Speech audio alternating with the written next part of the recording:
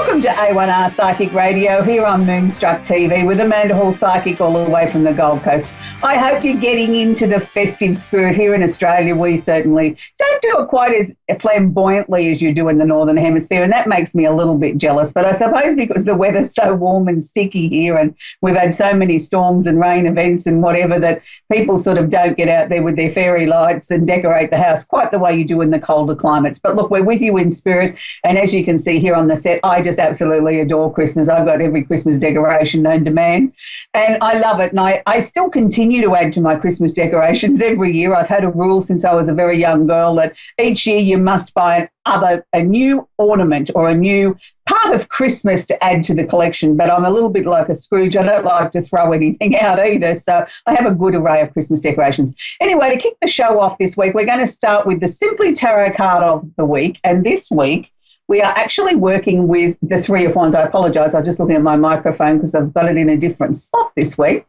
And the Three of Wands is travel over land or surveying your kingdom. So many of us will be travelling home for Christmas. So please make sure that you've got your patience with you when you go travelling, and be kind to the people that are behind the counter that are giving you your seat allocation, taking your baggage and things like that, because they have got an awesome job to do, and they really do have to put up with all of us bad-tempered, impatient travellers over this festive season. And for those of you that might be thinking towards what you're going to do for next year, this is also the card of that, is looking out over your kingdom. Now, your kingdom in modern terminology is everything that we have in our lives. So it can be surveying your job scenario, whether you're going to stay in the same home, are you looking to travel, are you looking to move, are you looking to bring in new projects. So it's actually a very positive, apt card for this time of the year.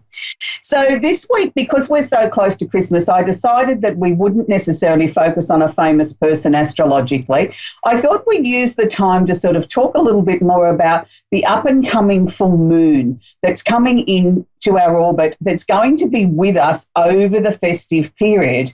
Now, it's really interesting because, I mean, a number of schools of thought, some people I've heard written on Facebook and things like that, that the full moon starts on Friday. By my calculations and the software that I use, it's actually Sunday around the world. So the full moon will actually be with us over the Christmas holiday day. So this is why I think it's so important that we have a really lengthy discussion today on the show about the full moon. Now, for those of you that are regular viewers, you know I talk about the full moon every month, and the full moon is a time when the moon is at its fullest. So it's like it's gathered all the energy up for the month. It's sitting there, it's full, it's rolling around. Sometimes when you look to the sky, you can actually see a ring around the moon. That usually indicates rain. Sometimes you can look at the full moon and he has a sad face, and sometimes he has a happy face, and sometimes he has a face that says, I'm neither happy nor sad. So it's a time when we really are asked to look at the things that we've gathered in our life, not just for the last month or the last year. It could be over a whole lifetime, and asking us what we are ready to release or let go of, or say they have come to a completion. Now, when we have the full moon heading back into its own natural home here of the zodiac or the star sign, heading into Cancer, which it is, it's an indication where the moon is back where it feels most comfortable. It's gone home. It's like the moon's gone home for Christmas. Hallelujah. Well, that sounds absolutely fantastic and wonderful until we actually look at what that means. Because anytime we have the full moon in a water sign, we know without a shadow of a doubt the emotions are going to be heightened. Now, when we add this being in Cancer, being back in its home where it feels naturally comfortable, it feels secure, it feels it can open up and talk to people and sort of say, this is how I'm feeling. Well, that's a wonderful thing, but also by the same token, we all know what happens when we mix emotions with alcohol, and families and people get together that haven't seen each other for a long time and don't particularly like each other and have got a few things that they've kept locked away in the back of their mind for 12 months or 10 years or 20 years, and all of a sudden, you know, you have a little Christmas cheer, and all of a sudden Christmas cheer can turn to Christmas arguments. So I'm going to ask each and every one of you to be extremely careful and be very mindful this Christmas that emotions are going to be raw. emotions are going to be positive as well. You know, we could have the most fantastic Christmas because everybody's happy and pleased to see each other and really embracing what Christmas is about. And it's not just about gift giving, it's about spending time with loved ones and being with people that we truly care about and making the effort to sit down, have a conversation, ask them really how they are, how's your year been? Is there anything I can do to help you improve that or change that? Or would you like to come over for a barbecue, or, you know, whatever the case may be. So it can be a very positive time of really strengthening a family unit or strengthening the family connections and the bonds. But on the negative side, it can also be the time where everybody sort of feels, well, they can't hold it down any longer. They've got to turn around and bring up that issue that's been bugging them for a long time. And now's the perfect opportunity. I've got a little bit of Dutch courage. I've had a couple of glasses of something sparkly, and now I'm going to have my say. And before too long, you know, the other person's feeling the same way, and we've got words are getting more heated, and then the next thing you know, it's in a full-blown disagreement. So I'm going to ask you to be very mindful of that. There will also be people this Christmas that it will be the first time at their Christmas table that there will be somebody that's chair is empty. And this is something we also have to be mindful for, because it's a very, very difficult time when you've lost someone. And there isn't a person on the planet that I think once you get past the age of 20 that you can't say that you haven't lost someone, whether it's a grandparent, a great aunt, the dog, the cat, the bird. You've all had a loss of some kind. And those losses come back to haunt us on these extra special days, and particularly at Christmas.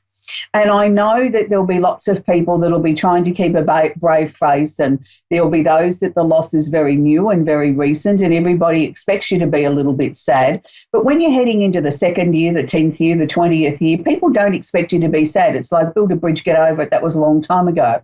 Well, that doesn't mean anything on that particular day. It doesn't matter how long ago the loss was. You will still feel that missing link in your heart.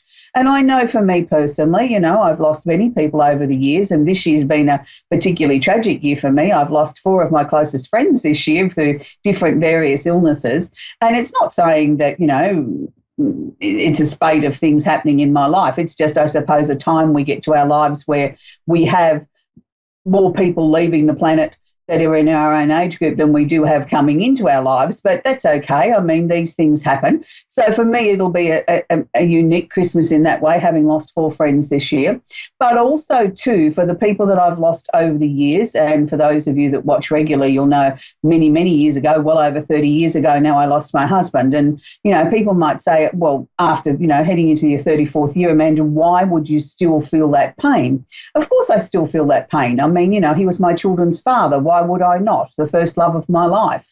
It doesn't mean that I haven't gone on with my life and become happy and led a very fulfilling life since. But what I'm trying to share with you today is it doesn't matter how long ago the loss was. We're all going to feel the loss of every single person that we've lost, whether it's our grandparents or whether it's our parents. And that's what I'm saying to you. Be mindful of those that might be sitting there that want a little moment to themselves to contemplate or remember those that have gone before them, that they're just in their own way sharing that moment with their loved ones. So be mindful of that. The full moon is Sunday, Monday, Tuesday, wherever you are around the world. So usual rule of thumb with the full moon to me is 2 days on the approach. So we're going to start to feel it as early as Friday. And as far past, we're going to feel it till the following Thursday. So it's going to be a very powerful time. Make sure you've got your listening ears on, your sympathy ears on, and be a little bit kinder to people around you that are in your life. So I want you to just be very aware of what the full moon is bringing this year. It is also a time when we can release things, and we can also start to attract some more positive things in our life. It might be the perfect time to start a new family tradition on Christmas or around the festive season. That's something that can be carried forward for many, many, many years to come. Now, what do I mean by that? In my household, we've had a tradition as long as I can remember. My oldest child is, I'm not going to tell you how old she is because that'll tell you how old I am. But it's been a tradition in our home for a long, long period of time that we always have a fresh Christmas tree, and we always have a tree that touches the ceiling.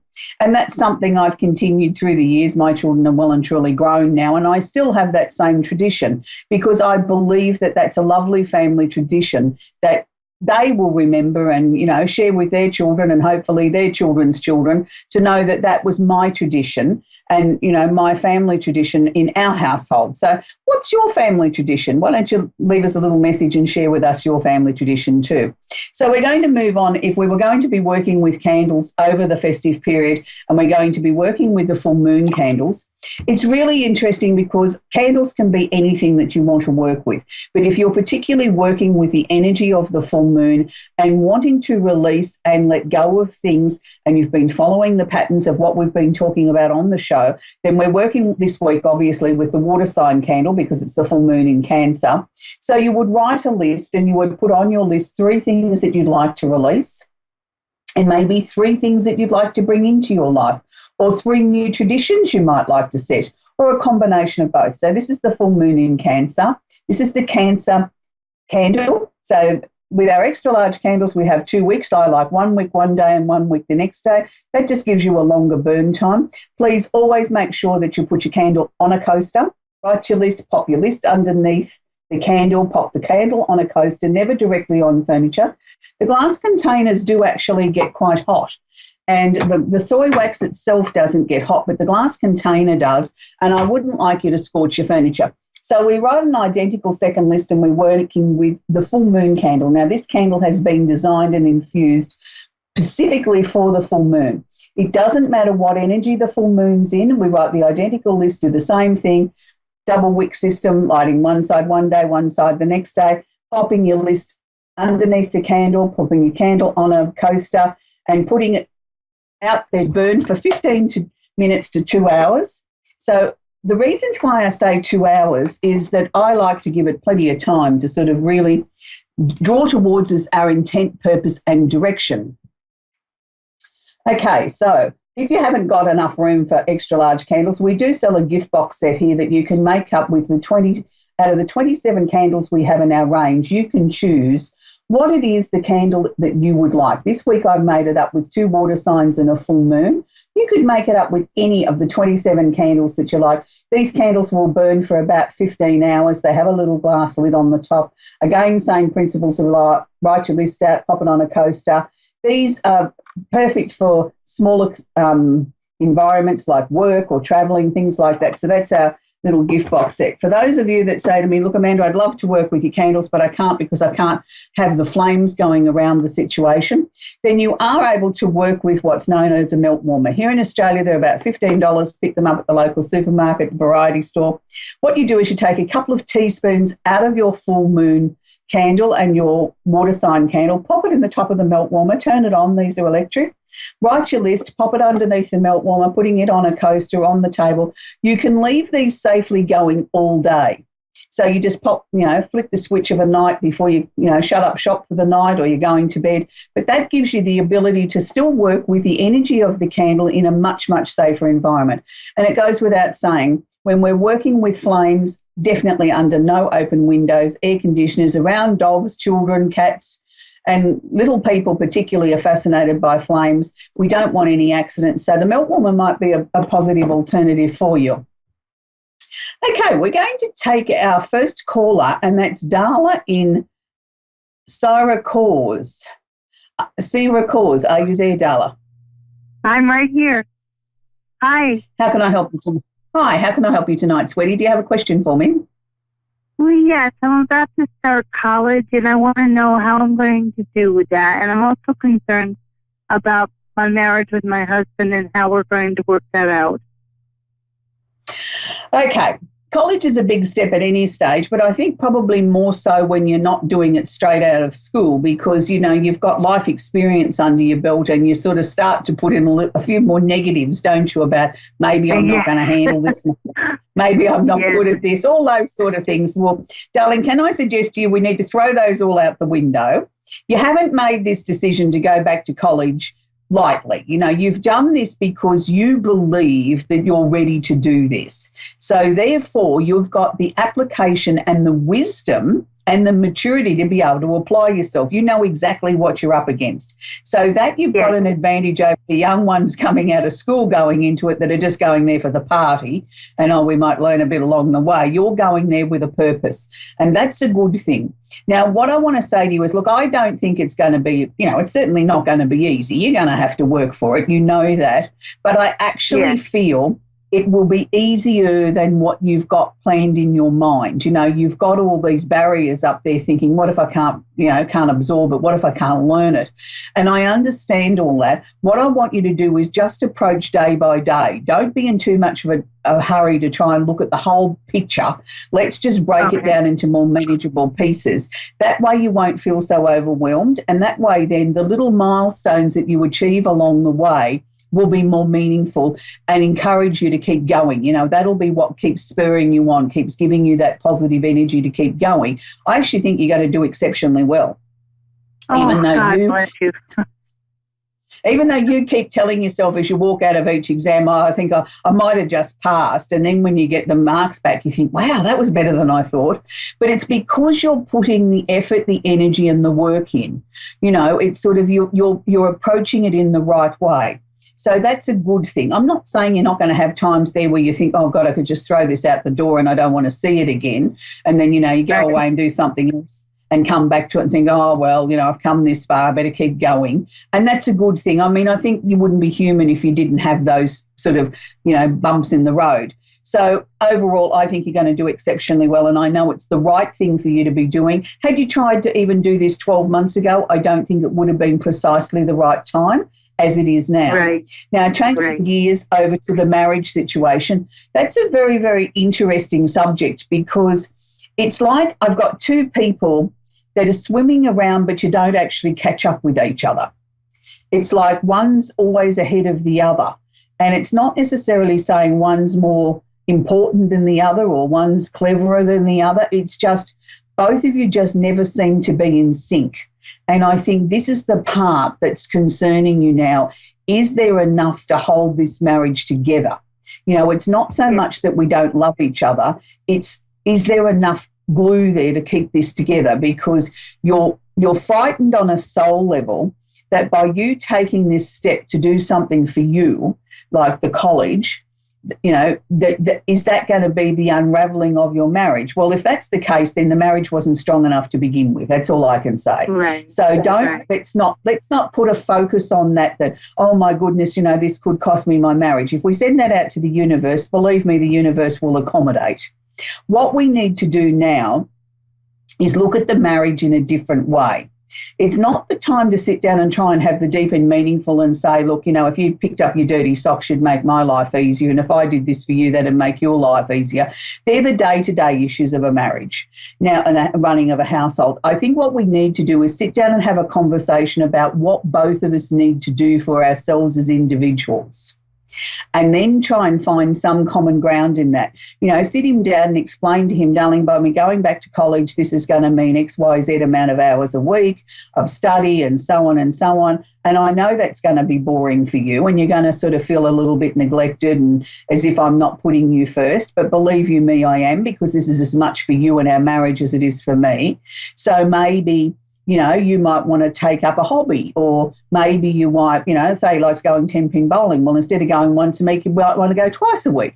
Do you know what I mean? Find some common ground where he doesn't feel neglected, that he feels then that he's helping to contribute to you by taking the pressure off you, by you not feeling that you're neglecting him, that he feels 10 foot tall. Do you know what I mean? I don't think this marriage is over by a long shot. I just feel the two of you have sort of been sort of like individuals rolling around in this marriage instead of coming together as a team. Okay. And that's, I think, your biggest issue. And, look, it doesn't matter how long somebody's been married. There's always pockets of where we question, is this what I really want? And it doesn't mean we don't love somebody. I think we all sort of have this amazing expectation that this magic that's there at the very beginning where we can't get enough of that person and we can't sleep and we can't eat and we can't live without them is going to last forever. Well, if it did, it'd be an awfully boring, shallow marriage, because it wouldn't mean that the marriage grows and matures. Do you know what I mean? Sort of. So, right. We can't always have that super hypey emotion. It's got to level itself out and get into the mundane part of life where we've got laundry to do and we've got bills to pay and conversations to have. That's the part of the mature part of the marriage. I really do believe you and your husband can go the distance, if we find the adjustments along the way that keep this marriage together like glue, and it will. And I think he's incredibly proud of what you're about to do, even though he mightn't tell you. Yeah, and he thinks about it a lot, and he tells other people. He just forgets to tell you. Thank you. You're very, very welcome, Darla. So have a very, very Merry Christmas and enjoy the family time. You too, dear. Thank you. Bye-bye. We're going to go to Angela in Baton Rouge, Louisiana. Are you there, Angela? I am. And how can I help you this evening, sweetie? I don't really know. I wasn't. I didn't have anything. You must have a question I can answer. You must have a question I can answer for you. Well, how do you know if you're on the right path? All right, that's a very, very interesting question, because it's a question that people probably ask themselves at least once a week in their life if they really want to be honest. How do I know that I'm on the right path? And it's an interesting breakdown in the way that we look at this, because nothing we ever do in our lives is a mistake. Now, before you say, oh, no, you're wrong there, Amanda, but it isn't a mistake. If what you decide to do at this moment is the best decision that you can make for yourself and it feels right, then it's right. But if in tomorrow or the day after you look back and you think, oh, no, I want to change direction, I don't want to go in that direction anymore, well, then that's another decision you're making for that point in time in your life. So everything that you're constantly doing is the right thing. Now, that's just a very general way of looking at things, Angela. But when it comes down to knowing whether or not you're on the right path, that's a completely different sort of question again, because it's always a work in progress, I believe, because, we can start that new job and we think this is the greatest job I've ever had. I'm never going to leave this. It's everything I ever wanted. The wages are good. The people are great. The location's great. And it can sail along nicely for, say, 3 years and it's absolutely fantastic. And then all of a sudden you get up one day and it's sort of like, ooh, don't know whether I like this anymore. And then that starts to shift. The energy starts to shift within you, that you start to question whether or not that job is right for you. Now, that's what I term as destiny. I believe that we all have our lives mapped out for us before we draw breath here on earth. Being an astrologer for many years, I've seen that proven to myself many, many times over the years with my clients and in my own life, that we are just puppets on a string. We get up, we do our lives, and we sort of go, we have a decision to make. We either turn right or left. But ultimately, we always take the right choice. Whether or not we take the easiest choice is where I believe our free will comes in. We might say, oh, no, I don't want to do that, and we fight against it, and we fight against it, and we fight against it, and eventually we give in and we go that way, and we've taken what I would be considered the harder road to achieve what we need to achieve. But I don't believe that we're ever really on the wrong path. I think it's a matter of we need to constantly keep reassessing. We need to constantly if you get up in the morning and you feel uncomfortable about a job, a relationship, a person, where you're living, whatever it is, then acknowledge that and say, okay, I acknowledge that, I'll put it to one side. Then you start to look at, why is that happening? If that keeps coming back into your mind, then it's something of more than just a passing thought. We need to consider this and give it consideration to look at, okay, this has happened to me 6 times in the last 2 days. This must be starting to show me the winds of change are there. So if you've been feeling uncomfortable or feeling like that you need to change something in your life, and that's probably hence the reason for the question tonight, Angela, then you need to start acknowledging that. It's not necessarily a time to act, but it's a time to start acknowledging it and allow, thoughts to come in and out of your mind. So is that what's been happening to you since June? Yes, Yeah. Yeah, I thought so. I've had. Yeah. Yeah. It's hard to make changes sometimes. You what, sweetie? It's just difficult to make changes sometimes, even if you know it's best for you. Yeah. Absolutely. We're human, darling. We don't like change unless we instigate it. Yeah. No, but that's everybody, you know, whether people want to admit it or not. We basically don't like change unless we decide to make a change. And when we start to feel the winds of change like you're doing, we start to feel uncomfortable because it wasn't what we expected or what we had decided would happen in this month or that year. So therefore, we start to get uncomfortable with it. All I can say to you is when you start to feel the winds of change like you have done, until they become to the point that they are literally driving you nuts and you cannot do anything about it, you can't shove it down your throat any longer, then you have to make a change or a decision. Up until then, just go with the energy. Don't sort of, you know, you can question it, you can look at it and say, okay, well, I didn't think I was ready to change my job or change my relationship, but obviously this is coming into my mind for some reason. I will acknowledge it and I will look at it, but it doesn't necessarily mean I have to do it until it gets to the point of it feels urgent. So I hope that's helped you, Angela, and I know you're on the right path. Early January will be when all the answers will line up in a line for you, darling, and you'll know exactly where you're going and what decisions and choices you need to make. Have a very, very Merry Christmas. So I'd like to take this opportunity to wish everybody a very, very Merry Christmas. And if you're tuning into our live show next week on Christmas Day, it will be in the Northern Hemisphere, you're in for a treat.